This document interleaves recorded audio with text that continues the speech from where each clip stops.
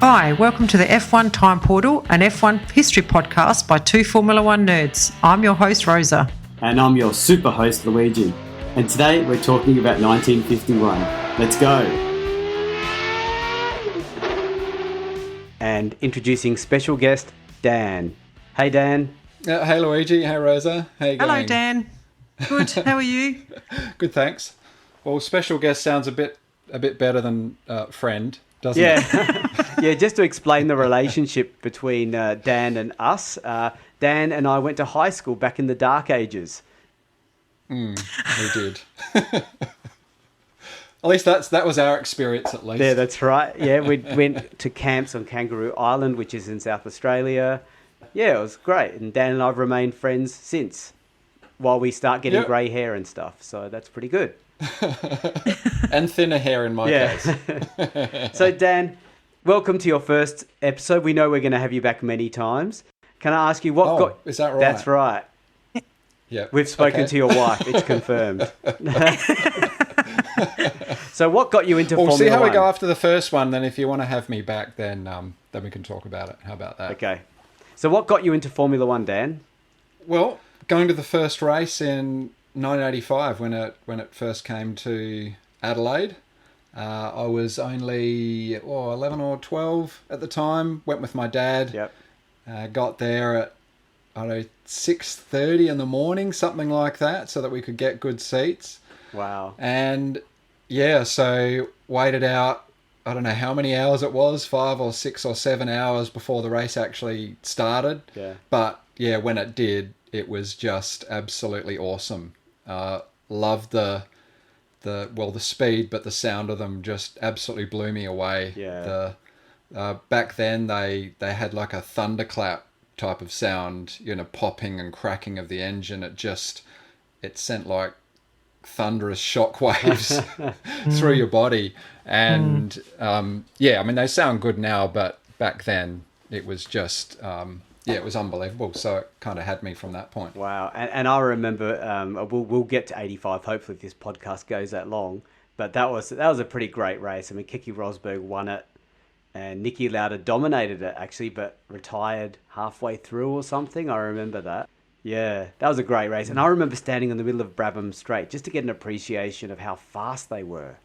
I think a lot of us here in Adelaide, I mean, I guess it was really sad the year that it got taken away from Adelaide and went to Melbourne. I mean, Melbourne's a great race, but just having it in Adelaide, that street circuit, like you say, Luigi, you could stand on any corner pretty much and watch the race. Yeah. It was such a great thing for Adelaide. But anyway. Yeah. And when you see ratings of Formula One races that they wish they could bring back, Adelaide's always near the top of the list. Yeah, well, it was a pretty good track, wasn't it? Yeah. Yeah. Yeah, it had a bit of everything. Yeah. And great vantage points and shame, but we might yet get it back one day. Never give up hope. So Dan, who do you support in the Formula One grid now? And by now we're talking in early 2024. So who's your favourite driver or team and why? Yeah, well, I'm more of a follow the driver sort of person rather than follow the team.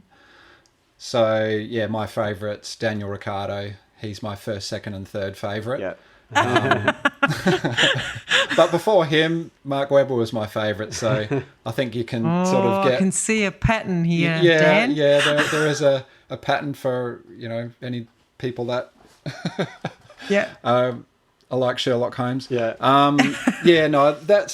But okay, I appreciate, the skill, the speed, the technology, all of that. But yeah, primarily I'm just wanting Ricciardo to do really well. Cool. How do you think he'll do this season? I think he'll do a solid job. So yeah, I think he will beat his teammate Tsunoda. Yep. But by the same token, I wouldn't bet my house on it either. Yeah, it'll be interesting to see if he gets back in that Red Bull seat. Yeah. which I think is his ultimate aim. Well, yeah, if Perez keeps the same sort of form for the first half of the year that he had for the second half of 2023, then yeah, Ricciardo might find himself in that seat. Now, we better not get too much into today's Formula One because No, it's like a drug. Yeah. Yes. And this is a time portal. That's we have right. to go back in time. Time portal. So Yeah. let's get straight into 1951. Shall we wrap up 1950 really quickly? Yes. I mean, it was dominated by Alfa Romeo. They won all 6 races. And Fangio and Farina were fighting it out for the championship, with Farina running out the eventual winner. Suspiciously so. Although Yeah. I do think he won genuinely. But Dan, if you've heard the first episode, not yet because we haven't put it out yet, but but in the last, You can fill me in. in the last race, there was rumours that the Alfa Romeo Italian team wanted an Italian driver to win the inaugural championship. Fangio was unlucky, perhaps. So Yes. yeah, I think yeah. I can It was read more, between the than lines. reading between the lines. In the non-championship race before the final championship decider, Fangio ran out of fuel. And it's like, I mean, that's a Yeah, pretty it big is. mistake to make, really, isn't it? so into 1951, we've basically got well, basically, in the first race of 1951 was in May 27, so quite well into the year. So shortly after the last race of 1950, there were a range of non-championship races that took place. And so the reason why that's important to appreciate is because in the one of the earlier non-championship races, which was in Spain, Ferrari actually finished 1, 2, 3. Now, Alfa Romeo didn't participate, but Alfa took note of that success of that Ferrari win. So there were also 3 other non-championship races, and Ferrari won all of those too. So we're talking confidence. And keeping in mind, Alfa won all 6 races in 1950. And Dan, there is a 7th race which we don't talk about, which is the Indianapolis 500. And that formally and technically was part of the championship, but we don't talk about that race. No. It was even run to different rules. It was run to the American Automobile Association rules, and totally different drivers. Like, none of the drivers came to Europe, and none of the European drivers went there. Yeah. So technically, Except I one don't driver think it that went counts. across, but that was just one. Yeah. So Yeah. Yeah. So it sort of has an asterisk. And even by the it. FIA decided, this is a bit crap. When they dropped it in 1959, I think they didn't count it anymore. So when you look at the championship standings, you always see this one race where these unusual drivers get a win, and first, second, third, fourth, whatever, and they don't appear in any other races, and vice versa. It's a bit weird. So anyway, Alfa Romeo basically were doing major rework on their car. Now, let's not forget, their car predated World War II, and it was kept in storage and hidden. So it was an old car, but a very successful and powerful car. But Alfa knew that they had a challenge on their hands with Ferrari.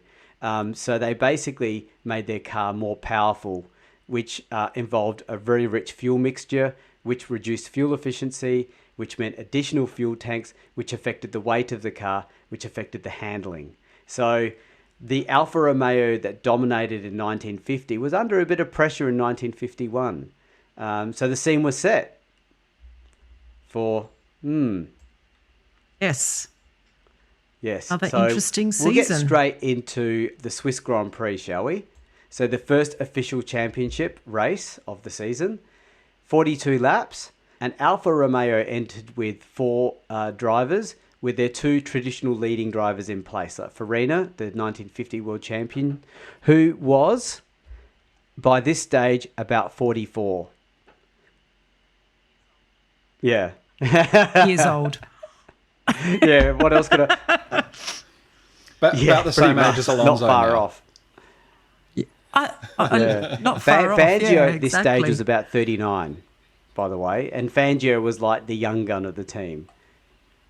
So, for Alfa Romeo came into this race concerned because Ferrari were looking good. So the grid formation for this race was 3x2x3, and there were 21 drivers in action. And Fangio scored pole with a time of 2 minutes 35.9, followed by Farina in the other Alpha, Villaraci as the leading Ferrari driver. Ascari was seen as a leading Ferrari driver, but he'd suffered some burns in a previous race, so he was a little bit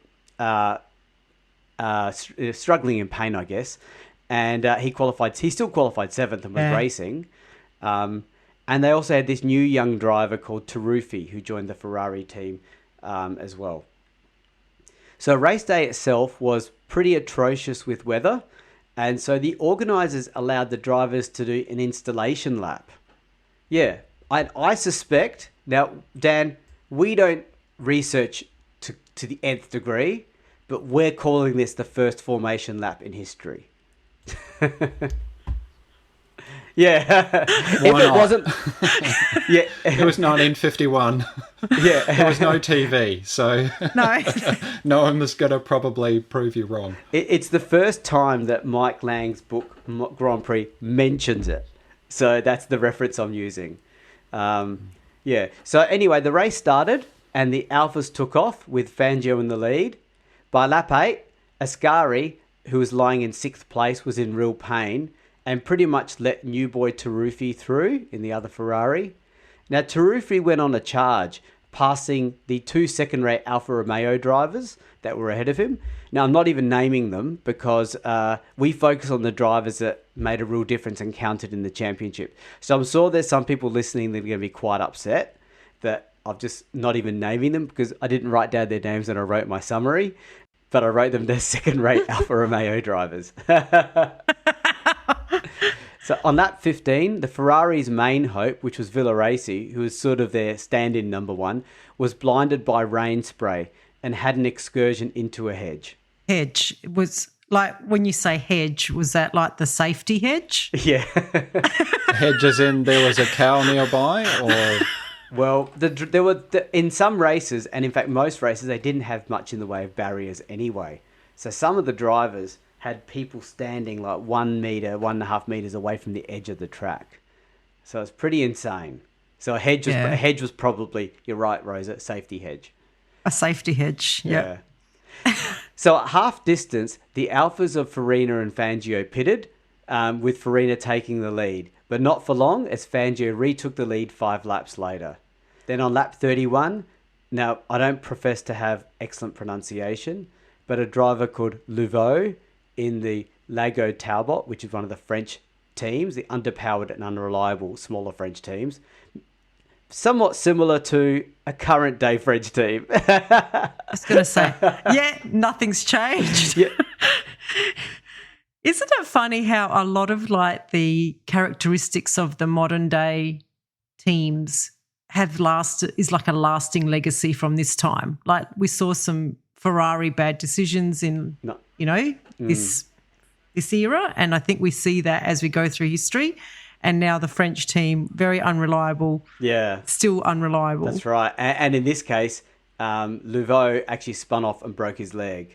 So these are dangerous times in Formula One. Any little accident could have resulted in an injury. And that broken leg probably is the season over, I'm imagining. So by this time, Taruffi, driving brilliantly, had chased down Farina and took second place on lap 40.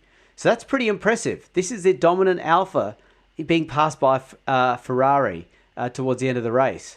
So lap 42, Fangio had won dominantly by over 55 seconds with Taruffi second, 24 seconds ahead of Farina in the Alpha in third.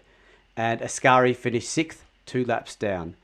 To be honest, a bit of an uneventful race. Not much to talk about there. But any comments from you guys about that one? No, I also didn't find anything. I mean, there is some news about the Swiss GP disappearing from the calendar, but I think, it doesn't happen this season. But no, nothing really happened this race. Oh, it seemed like the makings of a proper challenge, though, by Ferrari. Yeah, and with their new young gun. After Alpha dominated, you said they dominated the previous year. Yeah, and won every race, pretty much. Yeah. Okay, so we're on to our next race, the Belgium Grand Prix. It took place on the 17th of June and was 36 laps. So this race was interesting because there were only 13 cars in this race. So it's quite different. The other race had 21. And both Alfa and Ferrari were present and fielding 3 cars each. So the starting grid was 3 by 2 by 3. And maybe I didn't explain this earlier, Dan. When I say 3 by 2 by 3, I mean the front row had 3 cars side by side, not staggered. So it's interesting to do it that way. So only 5 rows of cars. Probably disappointing for the one who earned pole. Yeah, you'd think they've really better make sure they get that racing line, right? So in this race, Fangio took pole with 4 minutes 25, followed by Farina, 4 minutes 28, and Villaraci 4 minutes 29. Normally the qualifying's been closer, so that's a bit of a gap there between first and second 3 seconds. Ascari and... Well, it's a long lap, though. It is a long lap, yeah, 4 minutes. Yeah, it's like twice as long as the first race, I Yeah. think.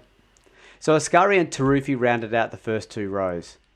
So when the race started, we had the unusual sight of Villaraci jumping into the lead. I think Villaraci's trying to make a play for number 1 here.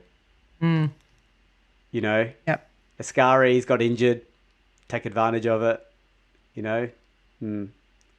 So Fangio had a poor start and fell down to 5th place despite getting, pole position. So at the end of the opening lap, the order was Ferrari, Alfa, Ferrari, Alfa, Ferrari, Alfa, with 6 Lego Talbots following behind. That would have been an awesome sight, wouldn't it? Well, not if you're a Lego Talbot fan, but yes. For everyone else, it would be an awesome sight. But what would the Alfa Romeo management team be thinking? Oh, our time's coming to an end. Look how these Ferraris are mixed in with us now, So the lead changed hands many times in the early laps. And by lap 3, Farina went ahead and started to consolidate position. At half distance, the Alfa pit stops were due, and Farina's stop was less than a minute.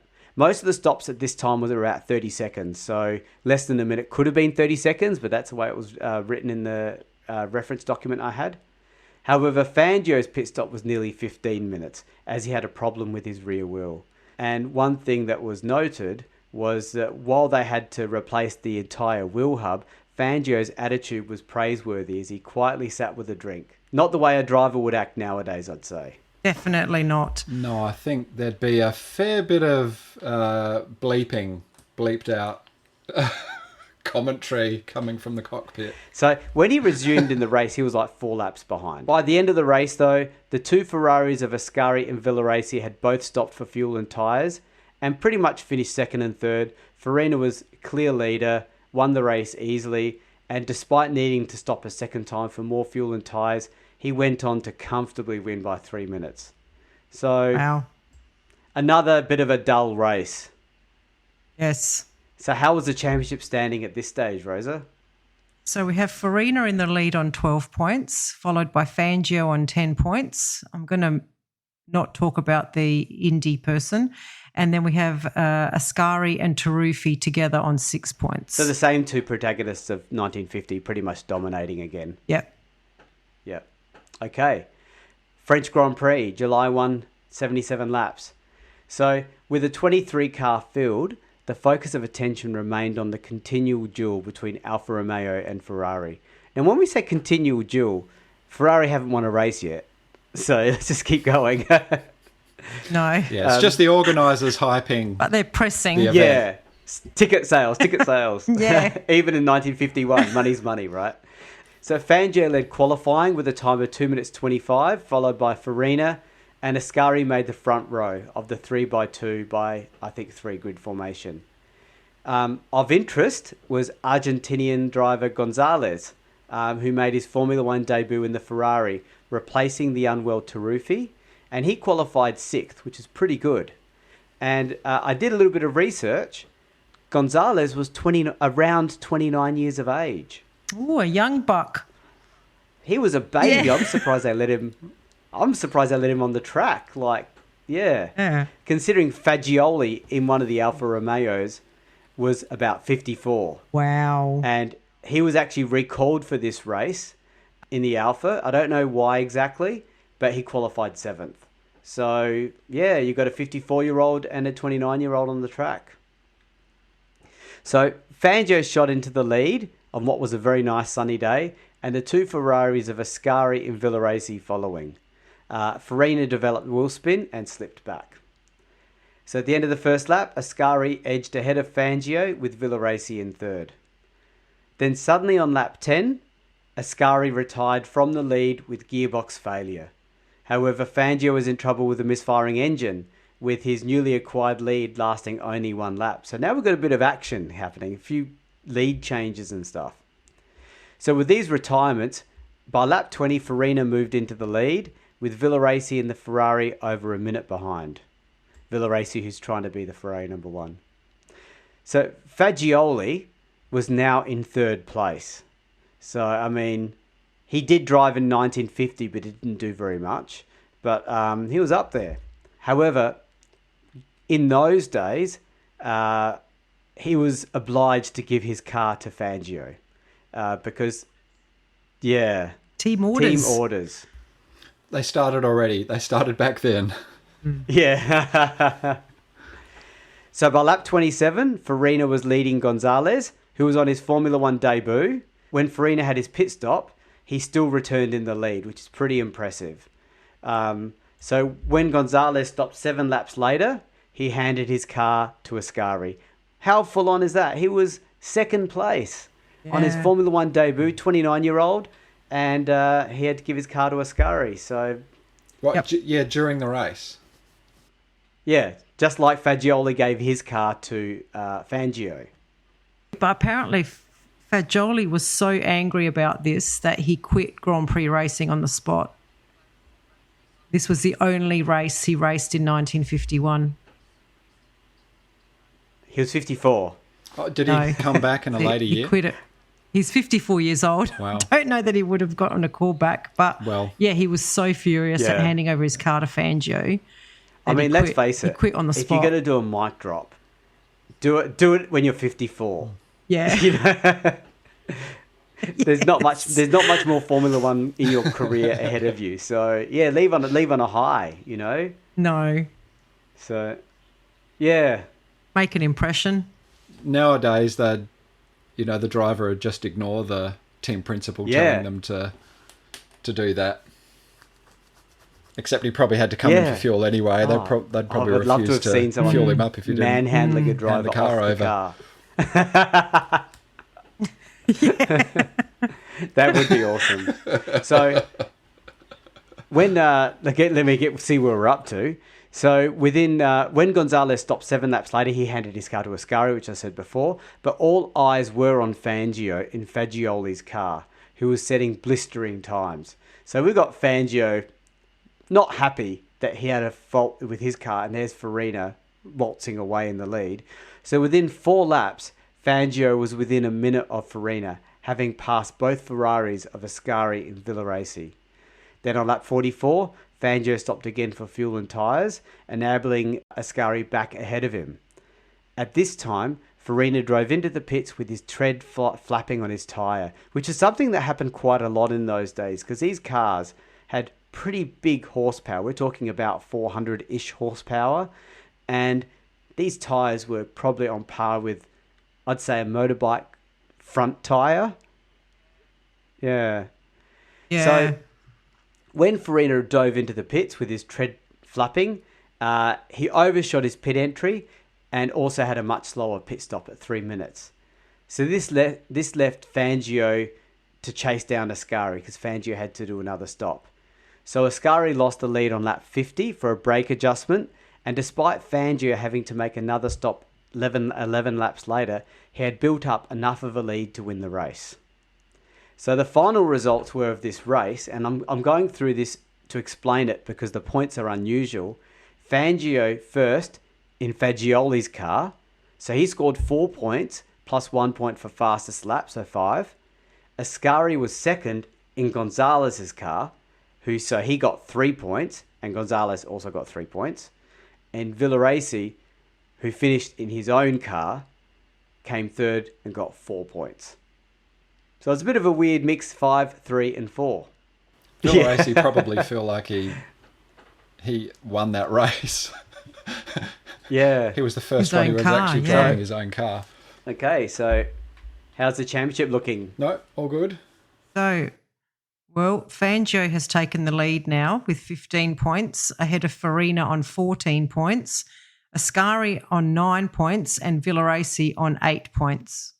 So now we're up to the British Grand Prix, July 4, 90 laps. So the challenge was really brought to the table at this race because Gonzalez, the approx 29-year-old, set a time of 1 minute 43.4, which got him pole position, which was 1 second ahead of Fangio, 1 minute 44.4, and Farina 1 minute 45. And Ascari wasn't too far behind in 1 minute 45.4. So what's interesting here is the young gun Gonzalez really took the jump on the Ferrari team, didn't he? I mean, Ascari was about 32. So, yeah, big surprise to the Alpha team. Not only that, Gonzalez's time was the first time in Formula One that an average lap had achieved over 100 miles per hour. So, a century. Yeah. And that's what, about 160 k's an hour for those? Yeah. Yes. Yeah, Yeah, pretty much. when you're just practically sitting on a time bomb. Really? No, No that's safety right. features. No specially engineered walls beside the track. Now, this is where the race had something interesting as well. It's the British Grand Prix, and we're going to introduce the debut of a new team called BRM. Now, BRM don't really make a feature of this season, but they are special because they came along with this V16 car, and they arrived without warning, did not participate in practice, and they were just allowed to start the race from the back of the grid. Yes. Can you imagine? That's hilarious. Just as if you start at the back, just Then we'll let you in. yeah, we'll let you in. Just stay out of our way. So with the front row being Ferrari, Alfa, and Ferrari, there was much excitement about this race, obviously to get the ticket sales. So as the flag fell, Bonetto, the second-rate Alfa driver who qualified 7th with the time of 1 minute 52, and just for anyone listening, I'm sure Bonetto was a very good driver. We're being facetious when we say that, or I am. But he surprised everyone by jumping into the lead from 7th place. So maybe he's not such a second-rate driver. So by the end of the lap 1, he was leading Gonzalez, followed by Farina, Ascari, Fangio, and Villarace. By lap 2, Gonzalez took the lead, but Bonetto determinedly stayed in second place until Fangio passed him by lap 4 to relieve him. So he really held on. In the meantime, the BRMs were making solid progress through the field and had already passed half the field. I guess the drivers that were in this race didn't know what to make of this BRM team because there was no practice form, nothing. No. It's just random cars driving on in this race. They had no idea who they were. They probably would have been pretty upset. Like, we shouldn't have let them in after all. They're passing me. Yes. Well, they might have had a lot of practice on that track. You know, the BRMs that, you know, they might have been drivers might have been very familiar with the track. Yeah, they're all British drivers. Yeah, so you're right. So, Yes. Yeah. So they were probably, this was at Silverstone, was it?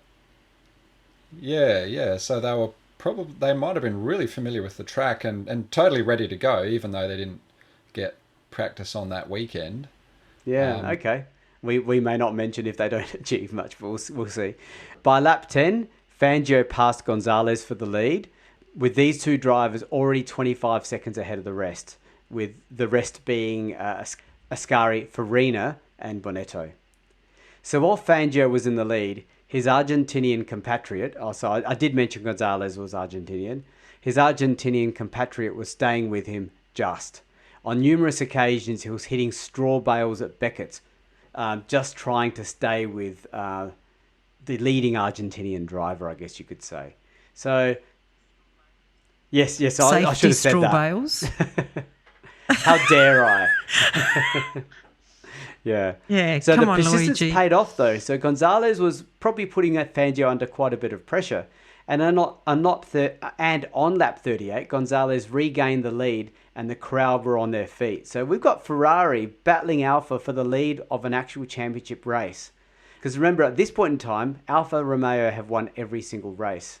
At this time, Farina was nearly 50 seconds behind the battling pair, despite achieving a fastest lap of 99.99 miles per hour. So Fangio and Gonzalez were really gunning it at the front. So at half distance, the Alphas stopped for fuel and Gonzalez enjoyed a lead of 72 seconds. At lap 56, Ascari was forced to retire with a broken gearbox. Lap 57, Gonzalez stopped for his pit stop and sportingly offered his car to Ascari. However, he was told to resume the fine job that he was doing. What do we have to say about that, Rosa? Gosh, oh my gosh, Ferrari, what are you doing? Well, there's a little bit of hindsight here. We'll come back to that point.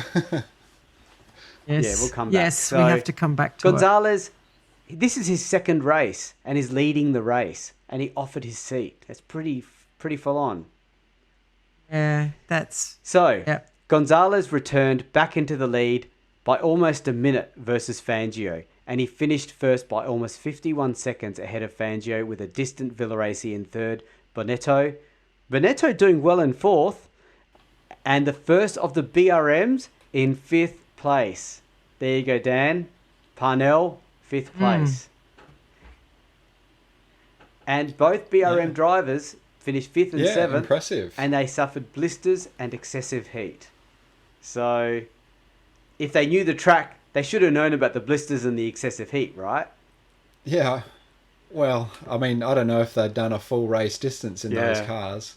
Maybe they hadn't, and the heat was just coming through the pedals. So, yeah. So we've had Ferrari's first Formula One win, and it was Gonzalez, and It's Gonzalez, yeah. he offered it to Ascari, who was the sort of number one, or was the number one, and let it go. So every time Ferrari do one of those history of Formula, when they try to dial back on their histories, they show Gonzalez, and Gonzalez, he didn't win championships for them. You know what I mean? No, Yeah. no. So we've had Ferrari's first Formula One win. Alfa Romeo has finally been beaten. What's the championship looking like? So Fangio's still in the lead with 21 points. Farina in second place with 15 points. Villaraci in third place with 12 points. Gonzalez following behind by 1 point on 11. And that's it. So we're up to the German Grand Prix, which was July 29, 20 laps. So I think this is the fourth race of the season. And remember, it only started in early May. So they're really jamming the races in a little bit for that time. This is at the Nürburgring, the infamous Nürburgring, 22.81 kilometres.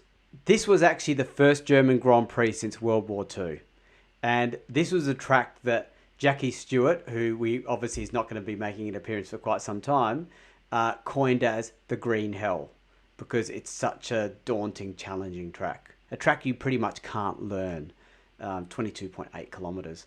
The question was, though, could Ferrari contain the Alphas as they had done at the British Grand Prix?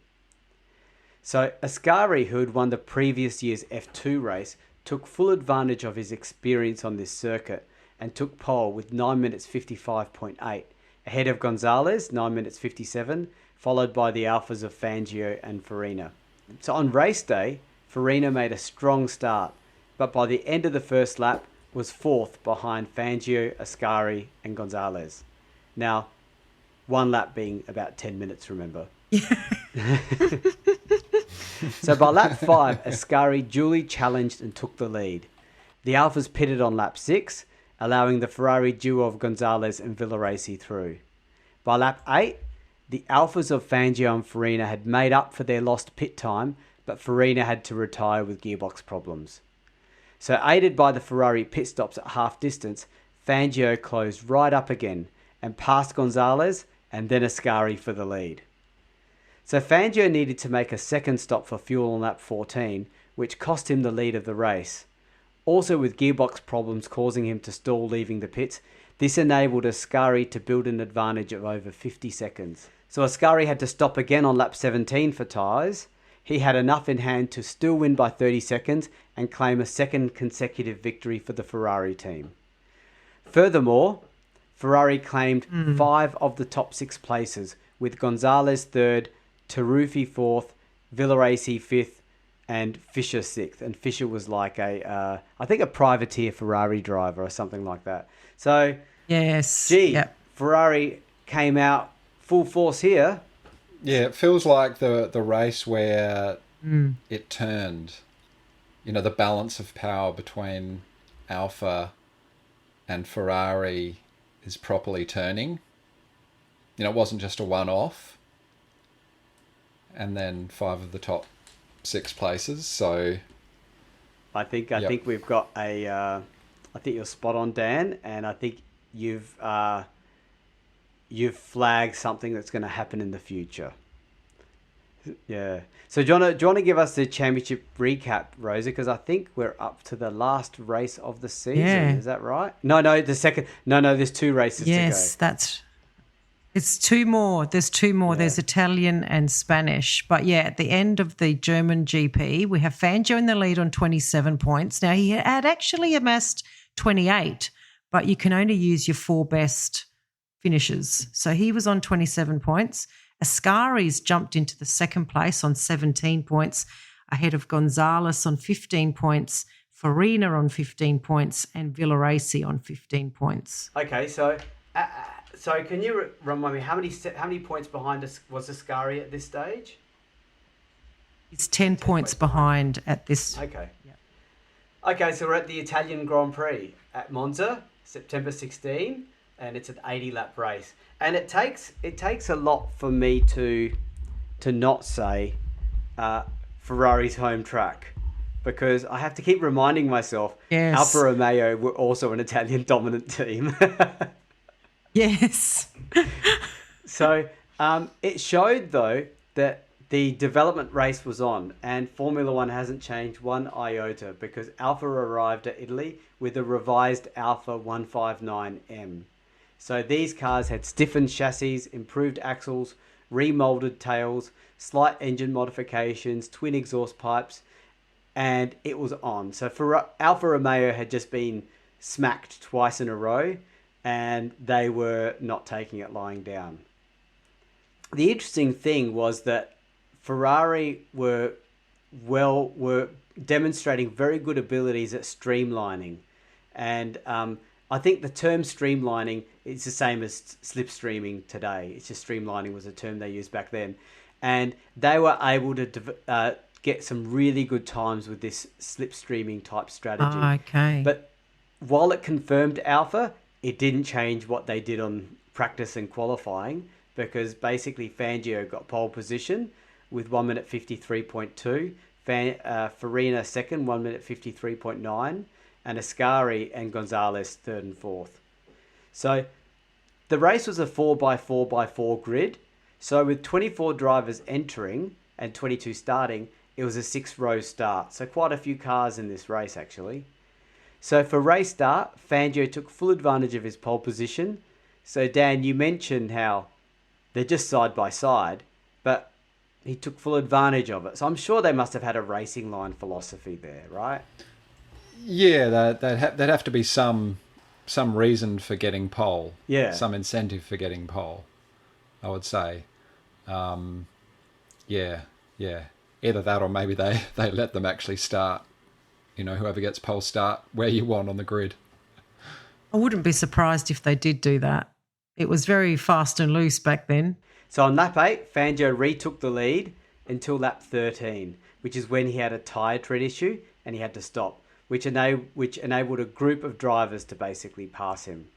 So by lap 27, Ascari and Gonzalez were first and second and maintaining that position, with the progress of Fangio neutralised by his pit stop.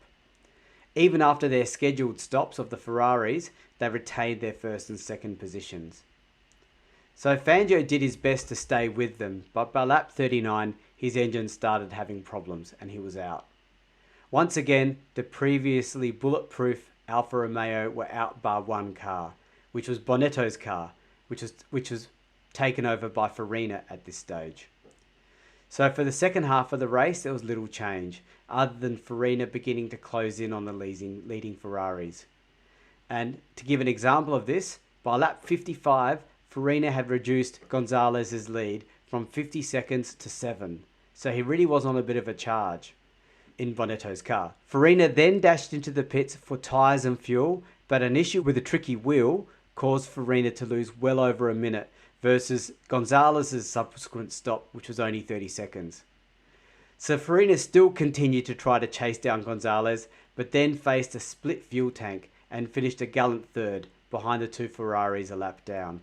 So good on Farina for giving it a go despite having a bit of bad luck with that pit stop. Well, yeah, just overall reliability though, hey? So, the fuel tank and everything else. It looked like he had the pace in that race. He did. Over the Ferraris. Yeah. And do you think the errors come from when the team's under pressure? Here's Alfa Romeo having lost 2 races in a row, and suddenly, they're making mistakes. Yes. Yep. The wheels are falling off. Or not falling off in this case. Or not falling off, yeah. So what's the championship standings as we head into the final race of the season? Yes, this is very interesting now. So Fangio is still in the lead on 27 points, but only by 2 points. Ascari is on 25 and Gonzalez is in third on 21. Farina following behind on 17 and Villaraci on 15. So there's only 2 points between Fangio and Ascari. And with 8 points up for the win, Gonzalez could win the championship. Yes. Because he's within his 7 behind, 28? He's 6 behind, 27 to 21. And I think now's a good time, Louis, to go back to that previous decision by Ferrari to not switch cars between Ascari and Gonzalez. So, look at this. So if they'd done the switch, Ascari would have shared car but won the race. Won the race, yep. And he would have got more points and he would have been probably in the lead in the championship standings. Yeah. So that's where the gentlemanly era gets its reputation, because championships are being won and lost by this sort of stuff. Well, I still think it was a poor strategic decision by Ferrari. Yeah, if you're going to put your eggs in one basket, do it properly. Exactly, and do it with your number one driver that you're going to give the full attention to. Yeah, I think it's a big mistake. Yeah. Let's see who wins the championship. Yeah. So the Spanish Grand Prix in Barcelona, October 28, 70 laps. So this was a cliffhanger, as we talked about before, and with Ascari winning the last 2 races meant he was really on form and confident. And the Ferrari rivalry with Alfa Romeo was intense at this stage. So both teams fielded 4 cars for the event, and these 2 teams took the first 8 positions in the grid in alternating fashion. So talk about pressure. Oh, the race was building up nicely then, wasn't it? Yes. Really. Yeah. So, it was all to play for going into the last race. Both teams were looking equally strong going into the last race. Hardly any points in it anyway going into the last race. So, yeah. I mean, F1 was, or Grand Prix racing, was it called F1 back in those days? Yes. Yep. It was, yeah. So, yeah, I mean, it did have a big following. I mean, it was 1951. There wasn't even any TV around, but a lot of people went to these races, didn't they? Yeah, yeah. It was very big. Yeah, I think we were reading about crowds of about 100,000 a day. Oh, actually, for the British Grand Prix in 1950, I didn't look at the crowds for the rest of the season. It was 150,000. Wow. Yeah. That's what they get today. Yes. That's what they get today, pretty much. So yeah, it would have been in the news everywhere. Yeah, and 150,000 people, as I joked in the last podcast, when you inflation adjust, that's 100 million people. Yes. So the interesting thing about this qualifying was that you had Ascari on pole, followed by Fangio in second. So you had the 2 protagonists. Oh, and then you had Gonzalez in third. So you had the top 3 drivers in the first 3 positions on the grid with Farina and the rest. So at the start, Gonzalez shot into the lead. He probably knew he had to win this race. He had no choice. But by the end of lap 1, Ascari took the lead, ahead of the 3 Alphas of Farina, Fangio and Bonetto, and Gonzalez fell all the way back to 6th. So by lap 3, Fangio took 2nd from Farina, and by lap 4, Fangio was in the lead. So talk about a bit of changes in the guard on the first, a very exciting final race. Not like the Spanish Grand Prix we get today in 2023 and stuff. Let's face it, we all know the Spanish Grand Prix is a bit of a boring race, right? Yeah. So then the first Ferrari strategy call reared its ugly head. Taruffi stopped on lap 6 with a rear tread flapping, again, that sort of issue. Then lap 7, Villarace stopped with a rear tread flapping. When Ascari stopped on lap 9, it was clear that Ferrari had made a wrong decision in using the wrong tyres and fuel combination for this track. The smaller tyres they were choosing to use couldn't handle the pace. Gonzalez, also in the Ferrari, suffered the same fate a few laps later. This meant that Fangio was a clear leader with Farina in 2nd and Ascari quite some way behind in 3rd. Ascari then overcooked his driving on one of the corners and had to stop for a quick inspection in the pits, so he obviously felt like he'd done some damage to the car, and this pushed him right back to 8th place. So not looking too good for the championship for him. By lap 29, the Alphas stopped for fuel, but were in control, with Ascari having to stop again on lap 30 for new tyres. Gonzalez was the only competitive Ferrari that could save pride. He was spurred on in the knowledge that the Alphas needed to make another stop before race end, which he did not need to do. Lap 53, Fangio dived into the pits, but resumed, still in the lead. Farina, who was 2nd, was not so fortunate as Gonzalez swept past into 2nd place.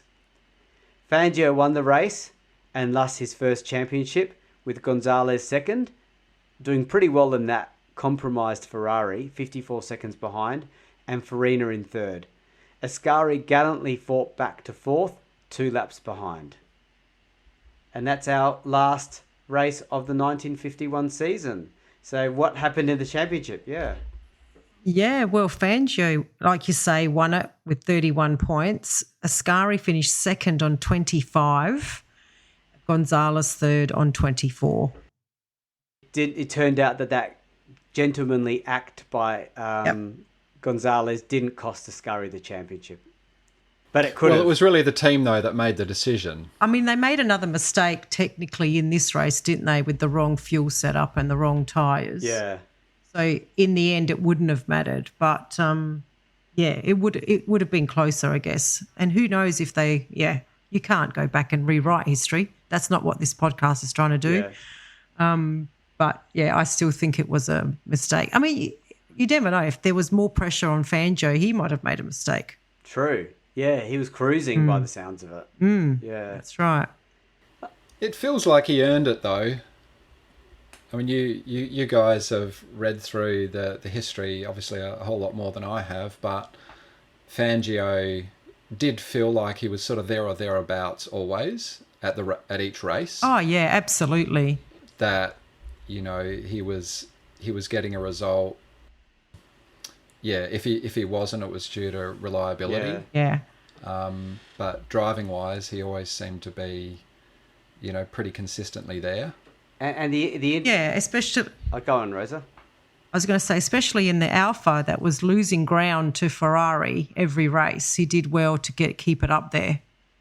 Yeah, and the interesting thing about Fangio was that they said some of the things they said about him was, one, he owned Farina, his teammate, like completely owned him. And when you consider that Farina beat him to the championship in 1950 and only just, Fangio could easily have won 1950, to be honest. But Fangio always appeared cool, calm and collected. And a lot of people related to, said Fangio was a lot like Alain Prost, a very chilled out driver. And apparently had very few interests outside of motor racing. So that's a little bit similar to Max Verstappen, because Max is known for basically... Yeah. I thought you'd say that, Luigi. Yeah. But there's nothing wrong with that. That's his thing. When he's not racing, he's doing sim racing and all that sort of stuff. So That's what makes him a fantastic driver. yeah. So that's the end of the 1951 season. And should we give a bit of a warning about next season, Rosa, about what this is also the end of? Gosh, now you've put me on the spot. It is the end of... I don't know. What is it, the end of? The end of Alfa Romeo. Oh, yes. Yes. Yes. Very interesting happenings with that team for next season. And we'll leave that as a cliffhanger and explain why was it the end of Alfa Romeo. Hey, they won the championship. They just won the first 2 championships. Yeah, and it also has implications for the wider F1 racing rules as well. So, yeah, very big. So 52 is a year of big change, and you don't want to miss the 52 season. Okay. Well, thanks for your time, everyone. Hope you enjoyed the podcast, and thank you, Dan, for joining us on this episode. Yeah, thanks, Dan. Okay, and see you for the 1952 season. Yeah, thanks for having us. Bye, everyone. We have a Patreon. Yay, we're a professional podcast now. So it means a lot to us if you are able to support the F1 Time Portal podcast. For a small monthly fee, you not only get ad-free podcast content, you will also receive special episodes that are exclusively uploaded for our Patreon financial supporters. We promise at least 2 additional exclusive episodes each month aligned to the decade we are up to in the show. And you will also be able to make suggestions about any special episodes you may want us to research and present. We can't promise that we can do all of them, but we will consider them. So if that sounds like an entertainment bargain to you, go and sign up at patreon.com/F1 Time Portal today. If you're enjoying our podcast, please tell your friends and non-F1 friends alike. Yeah, and don't forget to rate us 5 stars or whatever highest is available on the podcast platform that you use. We have a range of social media handles for you to connect with fellow listeners, so look up F1 Time Portal on all the usual platforms. Or visit us at www.f1timeportal.com or email us at f1timeportal@gmail.com. We would like to give credit to our primary reference materials, a series of books called Grand Prix by Mike Lang. We also use many other written and digital references which are in our show notes. Thank you for your support.